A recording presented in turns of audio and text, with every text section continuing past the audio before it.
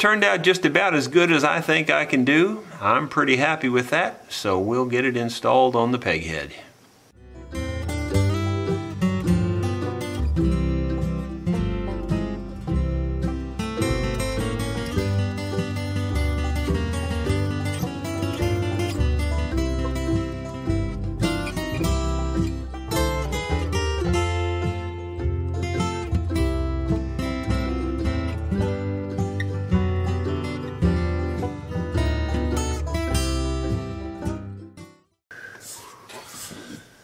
Another weekend has passed.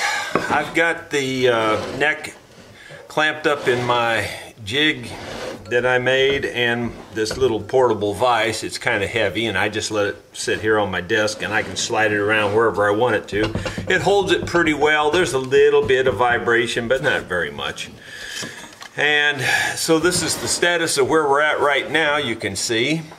And I want to put my binding around this. So I've made up a test board. This is just an old 2x4, and I've squared it up really square, and now I'm going to run some test edges on this to see if it's going to fit my binding. And I haven't even measured this at all. I just stuck it in here and I'm going to run my first test cut and then I'll adjust it from there. That's the way I do these things. Highly accurate measurements is overrated. Just fitting everything by hand is where it's at. And they always work better when you plug them in. See, safety first. I never plug anything in until I'm ready. At least that makes a good story for the video, is to say that the reason I do that is safety. It's not because I forget. Well, there you go. That's the reason you test these things. I didn't even tighten the bit down. The blade went up inside there because it could. So there you go. There's another reason to test these things out. And I'll unplug it before I start monkeying too much with this here. I ought to be in the ballpark. So let's try it again. This time I will remember to plug it in before I try to turn it on. Well, that looks fairly close. Let me see. Got to find a piece of my binding here.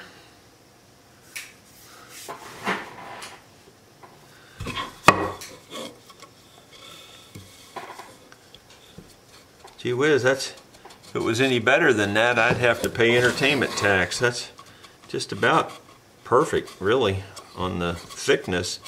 The depth too isn't bad. I've got it maybe a little deeper than I was expecting, so I could shallow it up a little bit.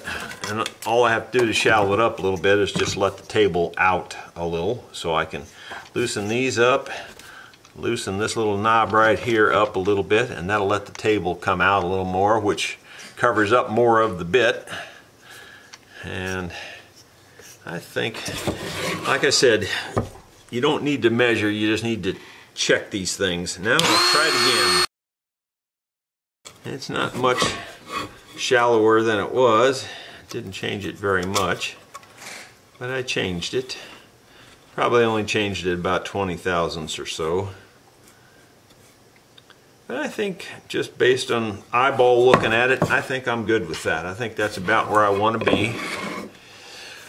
So it's just about time to, first thing I always do is check everything's good and tight before you get started, because boy, you can sure mess up a project if things are loose. So test everything to make sure it's tight, and then we should be able to get started right here on the real live Peghead. Okay, here goes nothing.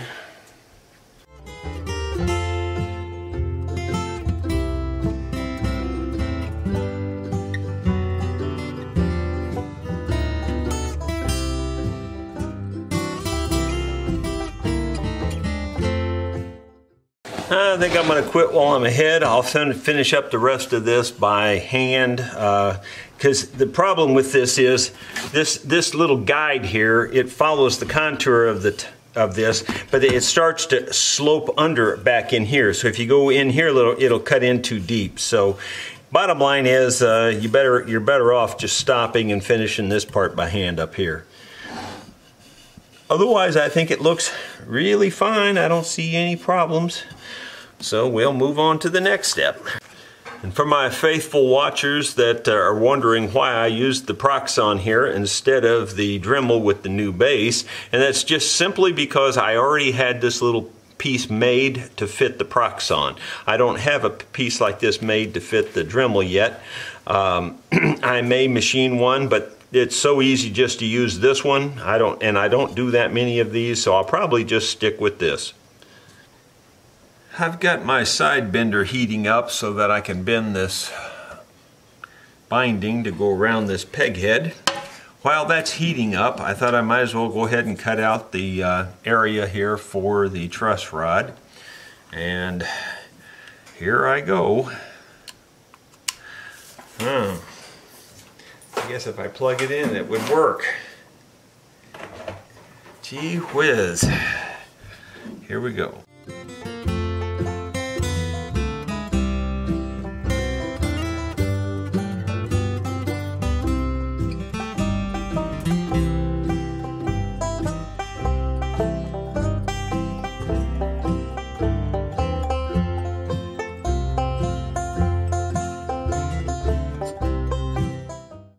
You can see I've already got this piece bent. I did it off camera. I just used my side bender, and the only thing I did a little different on this, I typically use metal to make these sharp bends, but I went and made myself a specific little piece of metal that I cut out of the side of a little canned meat can, real small canned aluminum, very soft metal, and that way I cut a long strip, and that way I could use that to bend right around here.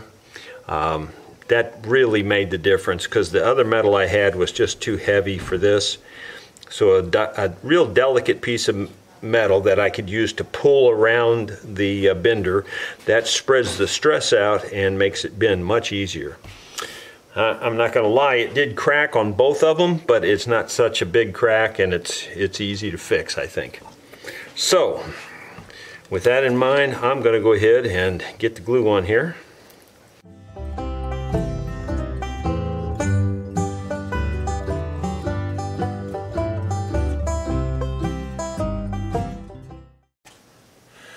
Well, there's what she looks like, all glued up and wrapped up.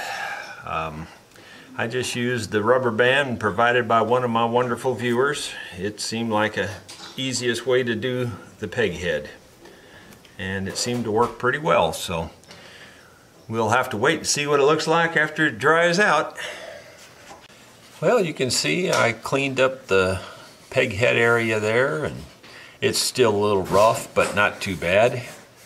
This side there's a little dirty, but anyway, I installed the truss rod, and don't really have it tight or anything, just kind of sitting in there. And I'm going to now put some epoxy in this hole here and fill up the space. That will kind of lock the truss rod in, but mostly I just use it to take up the space. That's about all I count on it to do, really. I don't consider it much of a glue. So it's just a space filler for my purposes. So I've got the resin here, and I'll just dip this little job in there and hopefully let the resin come off of that. I'm afraid it won't even come off, it's that thick. I'm just going to eyeball what I think is 50-50, because what I think is 50-50 and what really is 50-50 might be two different things. I'll just let that sit there for a minute. Pretty sure that's going to be more than enough. And here's the hardener. And again, I'll try to do about 50-50, but I have a feeling the hardener is so much thinner. By my expert calculation, that's about 50-50. So now we'll mix it up really good. And since both of them are totally clear, it's very easy to tell when you're 100% mixed. I'm being facetious. It's really hard to tell, actually. I prefer the kind where one is a little bit off color and the other one, and then you can kind of tell when you got them all mixed up real well. But I'm fairly certain we're doing a good job here.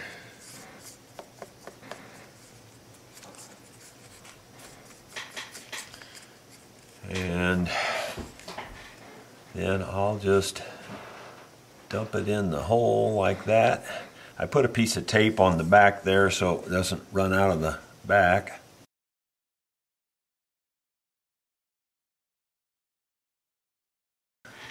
We'll let that dry or cure or whatever you want to call it. Got a little white epoxy here. Gonna mix it up and I'm gonna fill the little design that's in the end, I don't know what you call it, end purfling or end binding down there where the strap button would go. So anyway, I have a design etched in there and I'm going to fill that with this. It's a very detailed, dainty design, and this will just make it stand out a little bit better, I believe. So hopefully you can see what I'm doing here.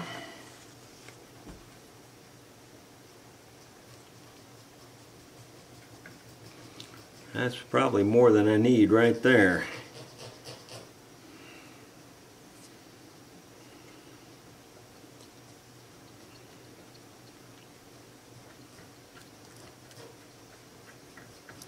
Yep, that's considerably more than I need right there.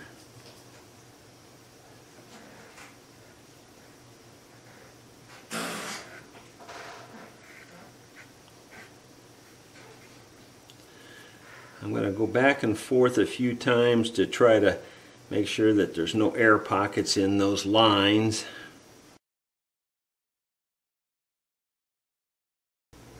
I think this stuff dries fairly quickly.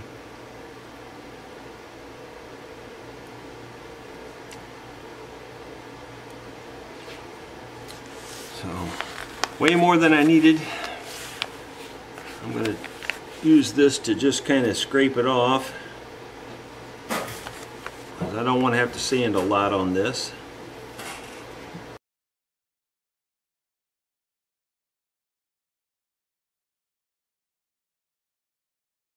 Now I'm just making sure that I don't see any little tiny air holes, and found a couple already. But I think that'll do. You'll probably just have to let that be good enough. I just started putting frets in this. I just put the first one in. I've already bent the fret wire with my little homemade fret wire bender that you've seen in a few other videos. The way I did this one with the binding on here first, that means I have to cut these tangs off. And so these tang nippers just nip the very underside of that tang off, if you can see how it's kind of nipped off there, perhaps. Anyway, then what I do is lay it here with that part that's, with that overhang there, and then I just hold it still, come up here and cut it off flush like that. Then I just nip off the other tang, and it should go right in there with no problem. Plenty of room. And I just take my plastic hammer,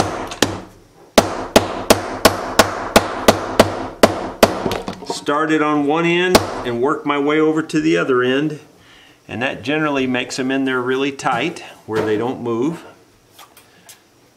And I'll show one more and then I'll probably do the rest off camera. First thing I do is nip off one of the tangs here. line it up.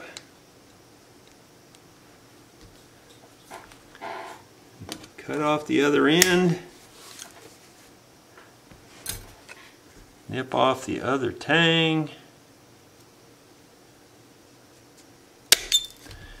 And then just put it in the slot.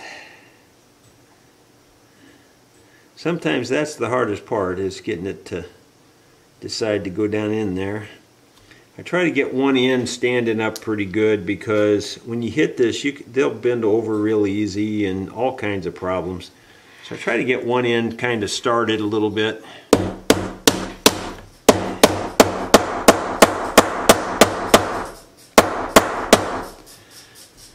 And that's all there is to it. So I'm just going to go on and finish the rest of those. I'll show you what it looks like when I'm finished. Well, we got the frets all installed and cleaned up a little bit. I went over to the drill press and drilled the little side dot holes. And I used a 2mm drill. That's just a hair, if anything, a hair bigger than this little dowel that I made out of ebony. So it should go in there. At least I hope it does.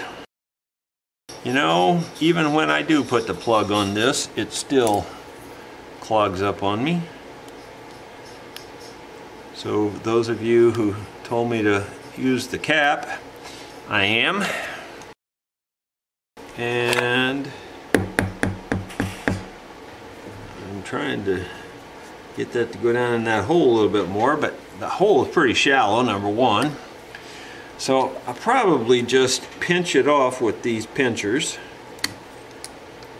Probably the easiest way.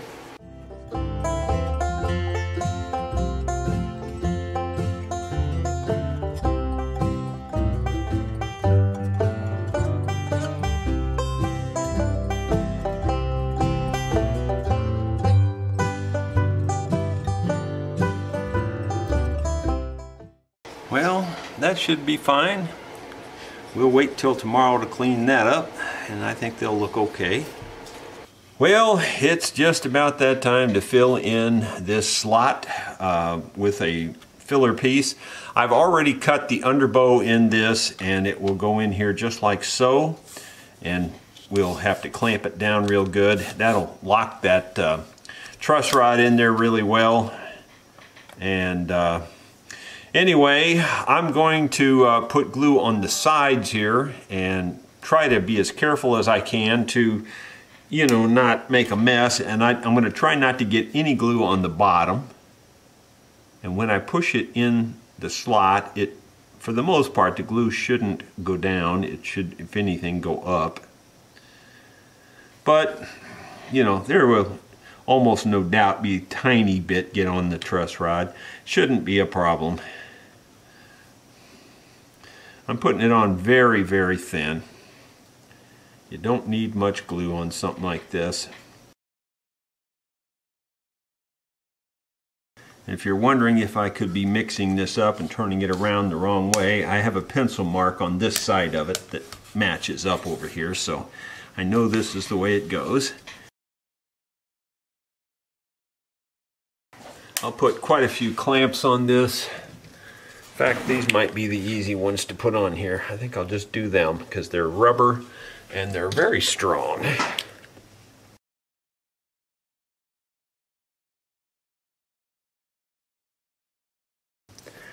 And since there was so little glue put on that, it won't take but, you know, 35-40 minutes. That'll be set in place.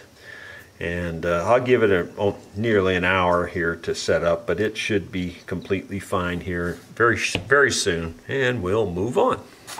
I believe I'm ready to put the fretboard on this neck. I've got this all smoothed out after gluing it in.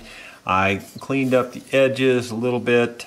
I put in my two little pins. I use a nail pin system and then I locate this, tap it, then I find the marks and drill little tiny holes so that these will keep it from sliding. No matter how good you think you can clamp it, it will slide on you every time too. and it will always make a mess. So you should do something to keep it from sliding. And yes, I know about the salt, and I wouldn't use that on a dare. I think that's a poor way to do it. I use these nail pens. It's kind of a traditional old school style way of doing it, and there are other ways, but that's the way I choose to do it. It's very easy to do, really. It may seem like a hassle, but it's pretty quick. It doesn't take long to do it. I don't think I have enough glue on here. My little glue bot just never seems to work on camera. It's like camera shy or something. It's just crazy. Well, there you go. You open it up and you get plenty of glue. I was debating on whether I should put the neck on without the fingerboard or put the fingerboard on first and then put the neck to the body. So you can see I've decided to do it this way. You know, there's pros and cons both ways.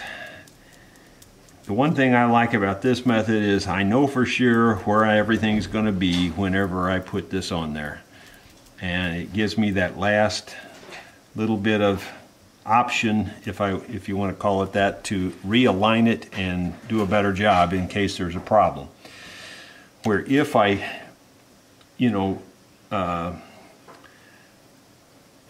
glue this in there and then I can't get it to work real well with this fingerboard, I've got problems then. So either way, though, you can do it. I've done it both ways and it works fine both ways. I just feel a little more safe this way. I feel like I've got just a little bit more control. Oops, I didn't need to put glue all the way back there though. Wasn't thinking. I'll have to clean that up a little bit.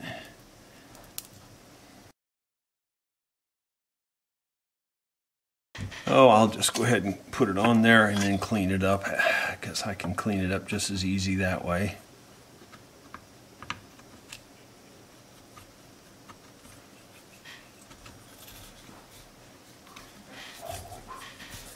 There, I've got the holes lined up. It's not moving now. It's down in there. And should be able to just start clamping it. And I think I might just use these clamps. They seem to work pretty well. Put a lot of pressure on it.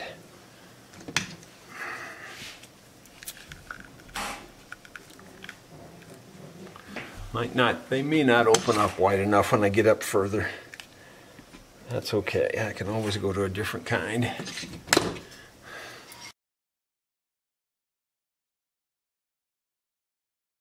Alright, I'm going to clean up this a little bit, and I'll put some more clamps on it and I'll show you what it looks like.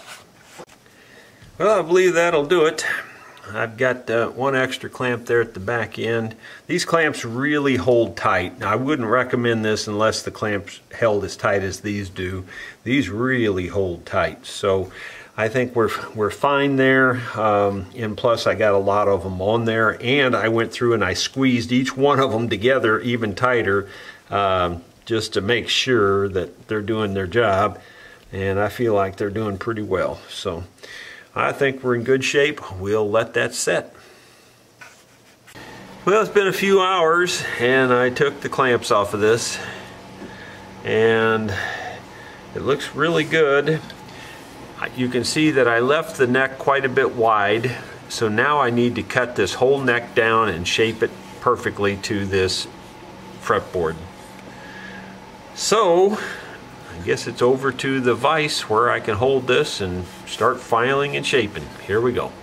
Okay, I got on a phone call there and got sidetracked, but I've got my rasp and I'm just knocking this down, and I'm really going to town on it. I'm not, taking it too easy with it. I got to be a little careful as I get up right next to the trim here. This is a kind of a rough rasp. Getting very close.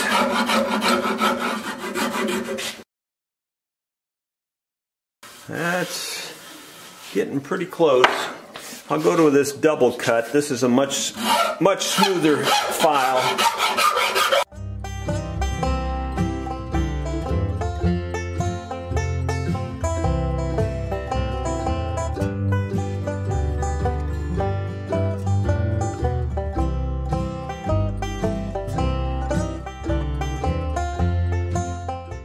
I think I'm going to turn it over now and try to match it up a little bit.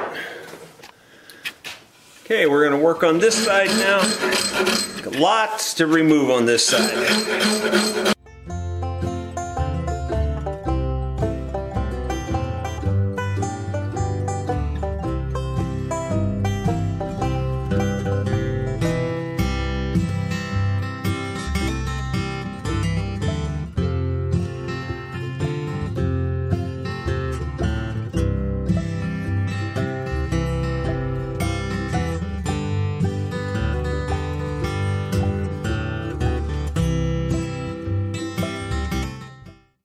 It's that old 80-20 rule. I got 80% of it off in 20% of the time. Now I've got 20% to take off, and it's going to take 80% of the time.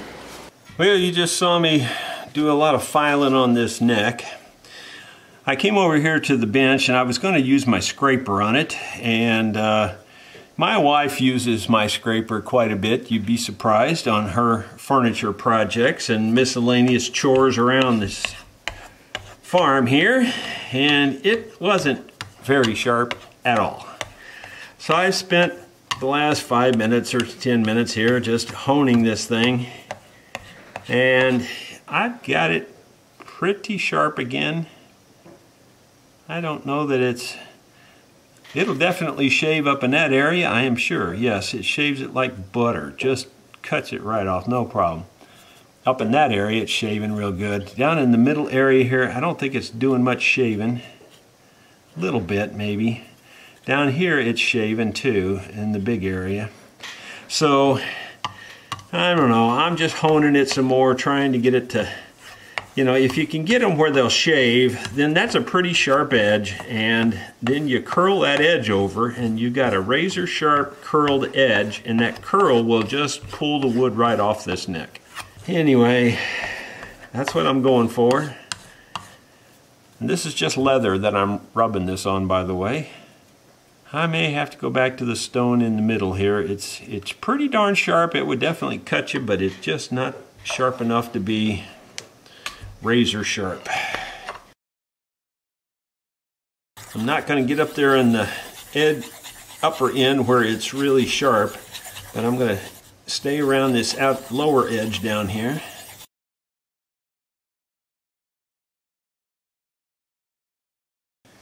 That's probably about as good as it's going to get. It's difficult to get one of those that's razor sharp all the way around. It can be done. It just takes more time sometimes than it's worth. So if I can get most of it razor sharp, I'm good. Well, my friends, you can see I've got the blade in the vise, and the blade is facing you, and this is my scraper blade is what I'm talking about. I'm about ready to burnish the edge. I've got my burnishing tool. This is the one thing I do in the shop that scares the living tar out of me. I mean, it really makes me sweat to do this. Why? Because it's slick, you know, it's steel on steel, and if you slip wrong and you come down on this sharp thing, it ain't gonna be a good day. So it always just makes me cringe to do this. I'm trying to roll the edge over. It's not that easy to do. I'm gonna have to turn this up here. So you can see I get a good firm grip on my burnishing tool, and I try to make sure my hands are not going to come in contact with that blade.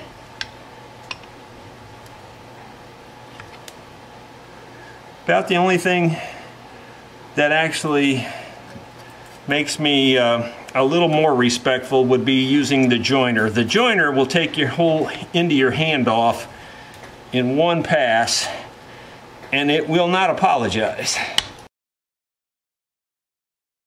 That's pretty good. I think that's good enough, at least I hope it is. And now let's see if it actually works. It's not the best. I've had them better. That's pretty good. I got a good spot there. You can see it just, when it's working, it just curls the wood right off. Now this is a hard wood to scrape anyway, this mahogany. It's a little terry. You know, the grain is soft and the fibrous, and it likes to pull. It's not the best for scraping anyway.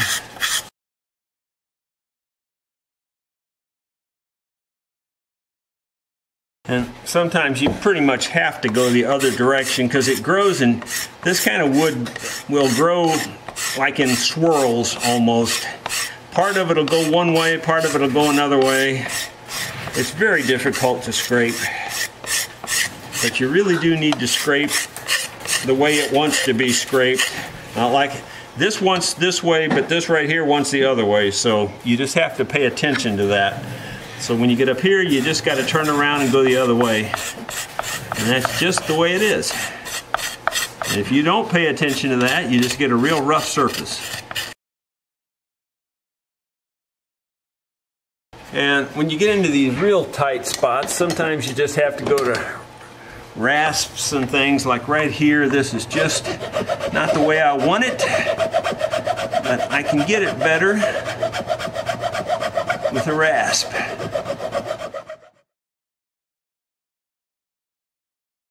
So that you can see there that it's starting to look pretty nice and, you know, getting real smooth and everything. And I got a lot more of this to do, so I'm not going to eat up a lot more camera time with it.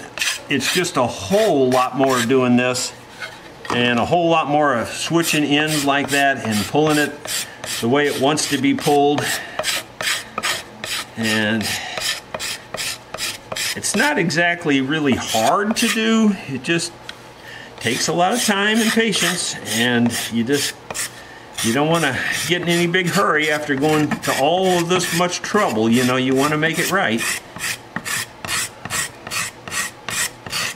So I'm going to do the rest of it off camera, and I'll show you what it looks like before I glue it on. Well, off camera, I've been scraping on this, cleaning it up, and I had it in pretty darn good shape. And then I thought I need to get it a little bit better. And, you know, all the problems I have with my hands these days, I needed some easier way to do it. So I turned to Mr. Allen Dust's sander here. I'll tell you what, this thing, you know, I'm just being honest. On a scale of 1 to 10, when you first saw this thing, I'd have given it a 2 or 3. I would have said, no way. And I would have stuck by that, you know, without having used it at all. Having used it, I'd give this thing a solid 10. It works so good.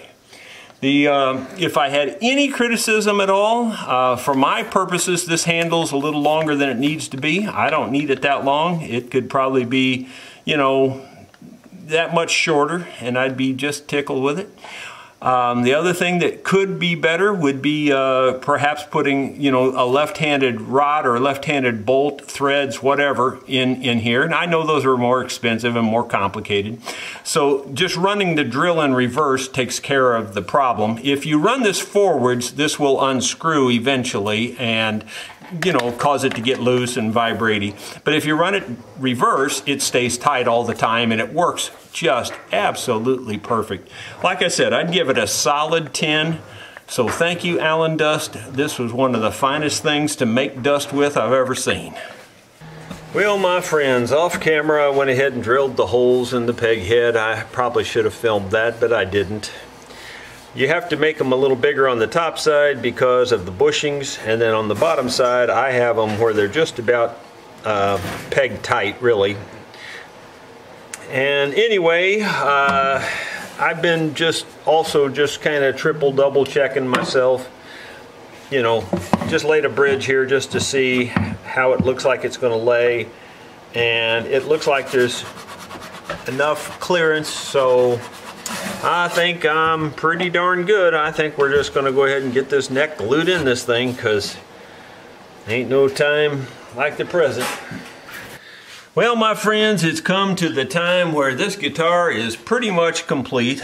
Obviously, I still have to make a truss rod cover, I still have to make a pick guard, and I still have to make a bridge. But those to me are cosmetic things almost.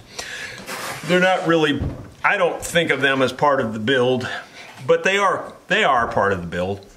But I'm at that point now where this makes it complete.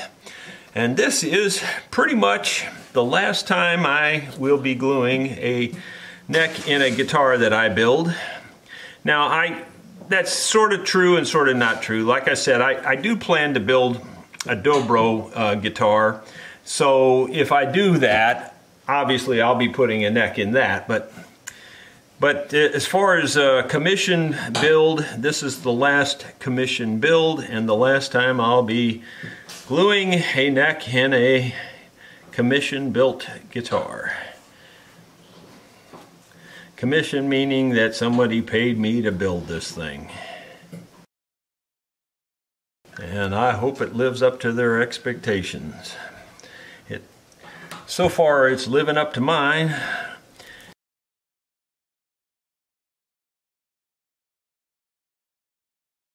Alright, I got that glue all over that. I'm going to get it all over the body here.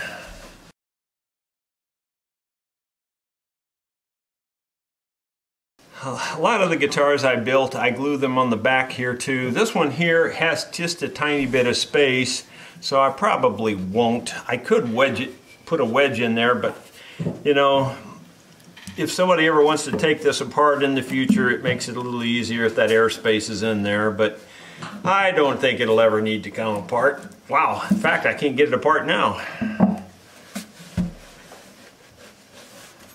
Yeah, it's looks like it's pretty good to me. Just double checking it one more time. You can't check them much after they're done.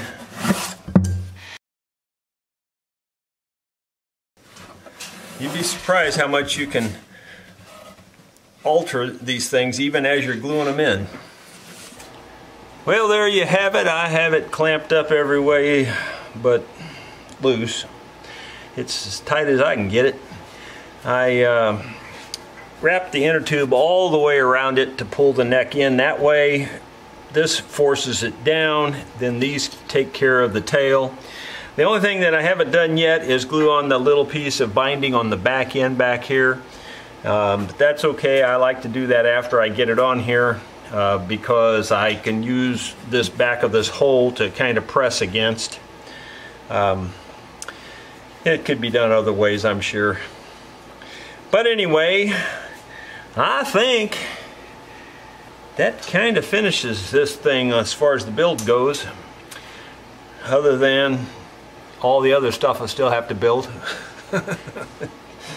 Truss rod cover, pick guard, and bridge. And install a couple of strap buttons. Oh yeah, I forgot one little minor detail. Finish. The finish takes probably as much time as everything. It just takes forever. It takes several weeks to do a decent finish job. And some go easier than others. I'm just hoping this one will go easy. We'll see. Just polishing up a few details before I can put the first coat of finish on this guitar. And I just, as you see here, I just put this last little piece of binding in on this end right here. And now I just need to find something to clamp across. And I'll have to figure that out here, and I'll show you what I come up with. What I think I just came up with is I rounded off this a little bit just to kind of match that contour, just enough. And I'll set that in there, and I beveled the back of this off and got some leather so that when I put this in here and push this down, it will, because it's beveled, get tighter and tighter. And that looks like that's working because I can see a little squeeze out there. I'm going to have to find something to clamp here. I don't think these little clamps are long enough where I could go across this. That would be really nice if they were just a little longer, but they're not. I'll have to come up with some more ideas because I haven't quite got it satisfactory yet. There you go, Creative Clamping 101. Each one of these is cut to the right length of this. I put a very thin shim of leather in here, and I beveled the back of this side off a little bit so that as you push it down, the further you push it down, the tighter it gets, and the more it pushes this way, of course. So that's very good. It's very tight. This end, of course, I've got square so that it pushes across the whole face of this binding. But that seems to be working just fine. Doesn't take a ton of pressure, just enough there to keep it clamped while its glue is setting. These ends, I did not try to bevel them to make them look the same, or to make them 45 together. I'm just going to cut them off, and I've got a pretty sharp 1/4 inch chisel here. I think it'll do it. I'm trying to do it without making a mess, of course. Well, honestly, that's not cutting as sharp as I thought it would. It's pretty darn sharp, but I think I need to sharpen it a little bit more, because when you're cutting down on that grain like that and multiple layers plies, it's pretty hard to cut. So I'm going to sharpen this a bit more and try again. Well, I've got this really sharp. I don't know if you probably can't see what I'm doing anyway, especially on this side. Yeah, that's cutting it right down through there, no problem now. And the problem is I've got to stop before I cut the top. And that's a little tricky, but I think I did it. This side's harder for me to do it so that you can see what's going on a little better. That's pretty close. Might take a little bit more touch up. It's pretty close. And then of course the top of this binding here will need to be smoothed out. But the ends look pretty good now. So it's just cleaning up the top surface, I think, is all I got to do on that part now. I've been working on this guitar off camera for a week or so now, and putting finishes on it. I've got about 7 coats of the True Oil Varnish on this guitar, and as you can see, I'm sanding it off. I've already sanded the front and the peg head. Now I'm doing this back. And I've got to do the sides yet. Not exactly real interesting video, so just to give you an idea of what I'm doing though, this is 320, and this is that good sandpaper that doesn't build up. So it really, the sanding doesn't take very long, but I figure I'm going to sand most of the varnish off of the back and sides, and that'll help fill the pores. And then I'll probably have to put about 4 or 5 more coats on this, and I believe we'll be done. So anyway, that's my optimistic view at the moment. I'll show you more as we make more progress. Today is Monday, and last Thursday was the last coats of varnish I put on the last Hurrah guitar. Spent Thursday, Friday, and Saturday, and a little bit of Sunday over in Mountain View, Arkansas. So we had a good time jamming down there. That gave this a good chance to dry, and so now I'm going to go ahead and sand it all over and hopefully make this the final sanding and then put the final coats on it. It's probably going to take 3 or 4 more coats after I sand most of this off. Lots of elbow grease. Here we go. Since I'm going to be spinning it around and sanding it a lot, I'll go ahead and take out my hanger. No point letting it be on there and possibly causing it damage or something. That's how I hang them up. I just have a piece of coat hanger wire and screw this into the where the end pin goes, and that works pretty well. The advantage of this is this lets it spin, so while the thing is hanging up, I can spin the instrument around and look at it from all sides. It's kind of handy for me. Doesn't mean that you really need that feature, but works for me. This is 400, and I'm just going to sand lightly first and see how it goes.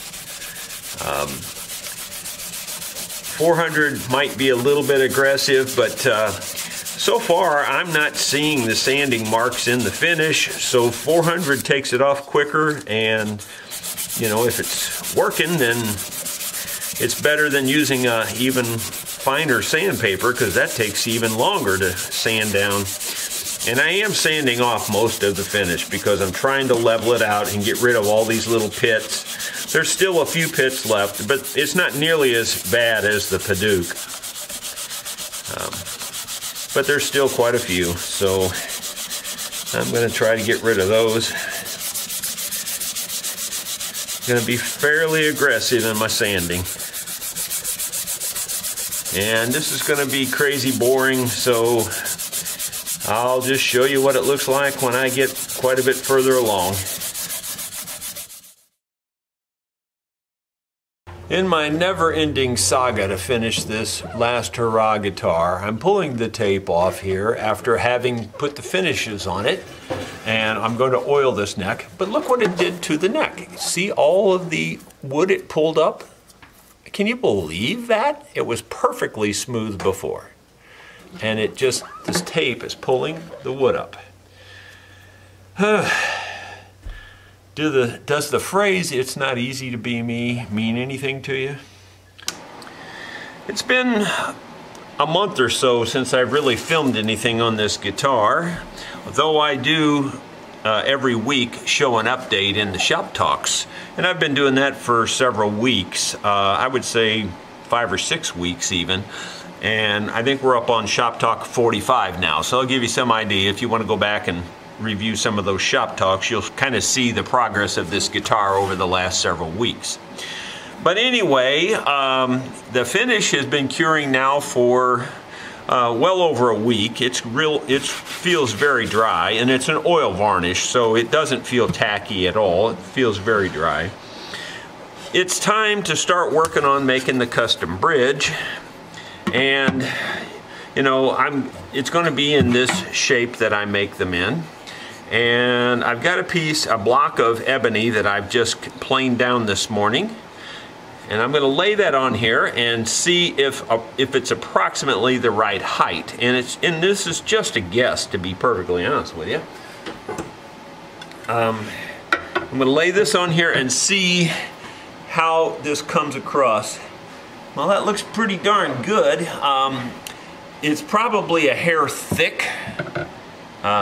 Looks like I'm just guessing, but it looks like I'm clearing it by about a 1/16 of an inch. You know, a 1/16 is all right. In fact, that's pretty darn good. Wouldn't hurt if there was just a teeny bit more clearance. I'm talking in the neighborhood of 70 thousandths, something like that, 80 thousandths. If it was like that, I think we'd be just perfect, or even 50 thousandths. But I think I'm not really sure. I need to just try to measure it. I think the taper gauge would do a good job of measuring that, so let's just pull it out and measure it. It's really hard to measure spaces, but this taper gauge will do it. So let's put that in there. And of course, put it up here where you can kind of see what I'm doing a little bit. So, holding the straight edge down on the neck, I slide this in here. I'm getting about 30 thousandths, so that's 35 thousandths. So that's actually less than I thought. 1/16 would be somewhere in the neighborhood of 60 thousandths, I think. So we could go a little bit thinner on this, wouldn't hurt anything. I think if we go another 10 or 20 thousandths, I'm going to say 20 thousandths thinner, I think would be just about perfect. So I'll take it 15, and we can always go thinner. That's the way I think of it. I'll knock 15 thousandths off of this, and we'll leave it at that. All right, I've got it presently down to 330 thousandths. And for my friends in millimeter land, if you divide that by 40, that'll give you an approximate number of millimeters. I just can't think that quick in my head. So there you go. Anyway, let's check it with the gauge now. And we're now at 55 thousandths. And I was saying 62 or 3 thousandths would be about perfect, or even a little more would be okay. So we're real close. Keep in mind that I'm going to knock the finish off of this, drop it down. That's going to drop it another 10 thousandths. So I think I'm going to stop right where we're at. I think I'm going to stop it just right where it is. That finish, well, the finish is probably not 10 thousandths, but it's going to be several thousandths thick. So that's going to drop it some more. So I think I'm going to stop right where we're at. I think we got a real nice, thickness for a bridge. It's just about standard in terms of size and everything, in terms of thickness. So if I did nothing but confuse you in talking about the height there, just a good rule of thumb is about 62 or so thousandths clearance, which is a 1/16 of an inch. That's about 1.5 millimeters roughly. So if you got that much clearance from your frets to the top of your bridge, you're pretty good. You're pretty close. There's no black and white absolute 100% standard. They're all a little different, and you can make them work though if you get them in that ballpark. So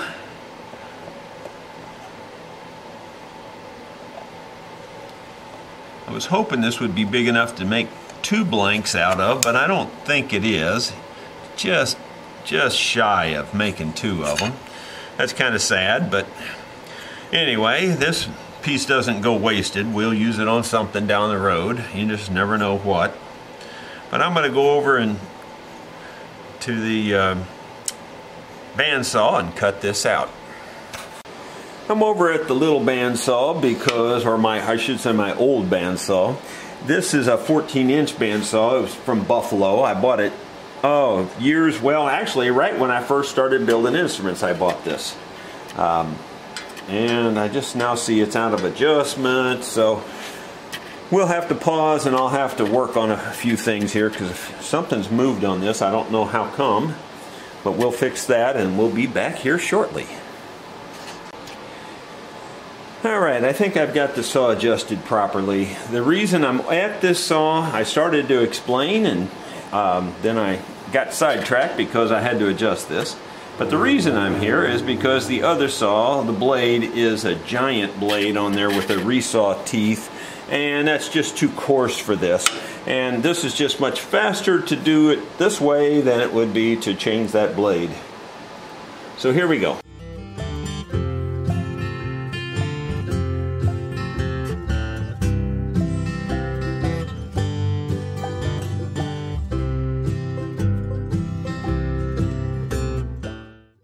Need better light, so I'm going to get the light and bring over here. Okay, I just put a stick on, I put a stick on light here and I think it will be sufficient. Hopefully it'll stay.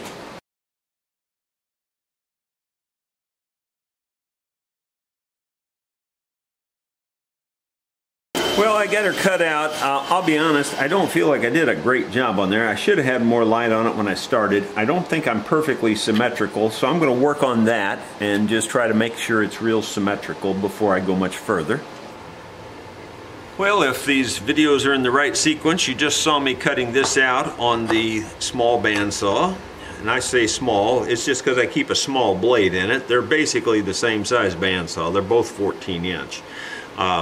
The Grizzly is what they call a resaw, where it has a deeper a taller resaw capability.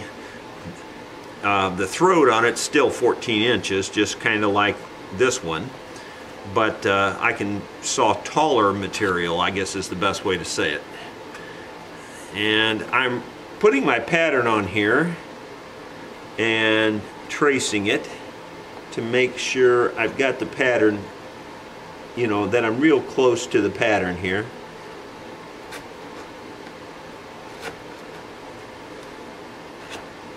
So what I'll do now is I'll probably just, I don't know, sand it to these marks. I might try resawing some of it if there's some pretty big areas. But I basically want to sand to the inside of those marks, and then we should be pretty good. So I'll go over to the sander now, and I'll bring the camera along and show you how I do that. Okay, over at the sander, what I often do is knock the sanding pad down with this rubber here. That kind of gets rid of some of the grit on there.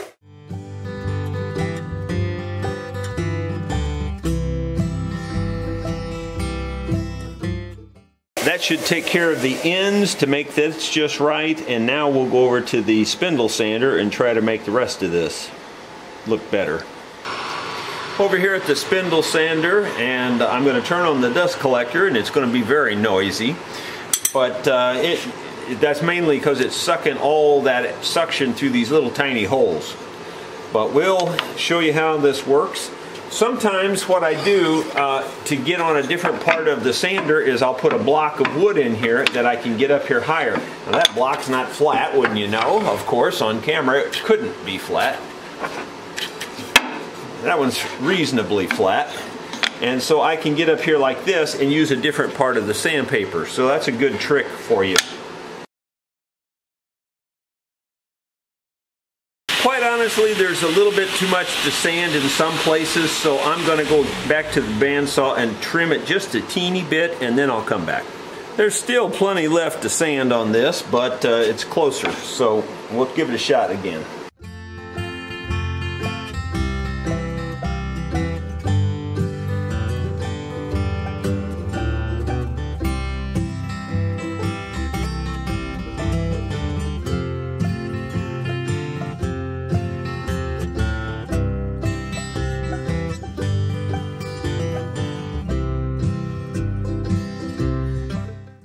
That looks pretty good. I might work on that a little bit more. I'll, do some measurements and things, and I'll try to tweak it where it's really symmetrical as close as I can. It's pretty darn close though. And now we've got, I round this part over and then I scallop this part out. So first thing I think I'll do is I'll scallop this part out because that'll make that easier to round, I think. Just for the record, I went over and measured these different points, the thickness through here and the thickness through here and stuff, and they all measured symmetrically within a couple thousandths of an inch, and that's plenty close. Plenty close. So now we're going to feed this into the thickness sander a little bit at a time and just scallop these ends off. I don't have a perfect way to do this. I just do it by eye, and I'll try to make the scallop come up to where it kind of bisects this point. So there'll be a straight line across here, and then there'll be a hollowed out spot here, a hollowed out spot here, and a straight line again. That's my visual reference, and I'm just doing it pretty much by eye. So here we go.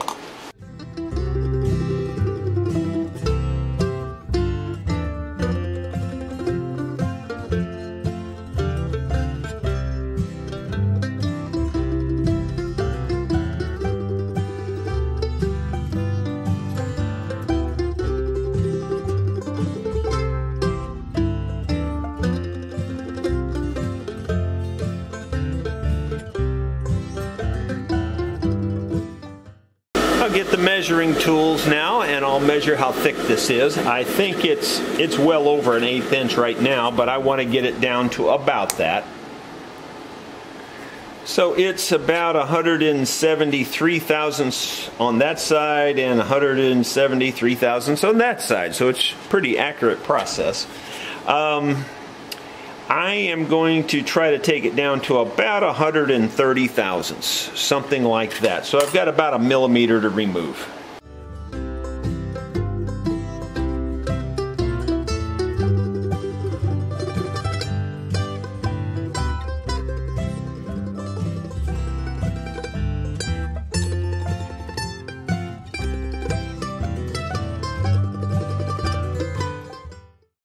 I got them down to 132 thousandths, which is just a teeny bit over 1/8 of an inch. And I think that's going to be fine. I went just a little past my points, and that's probably okay too. I can probably make that up for that as I bevel this all off in here. And I'm not quite sure how I'm going to do that yet. I don't know. I'll figure it out.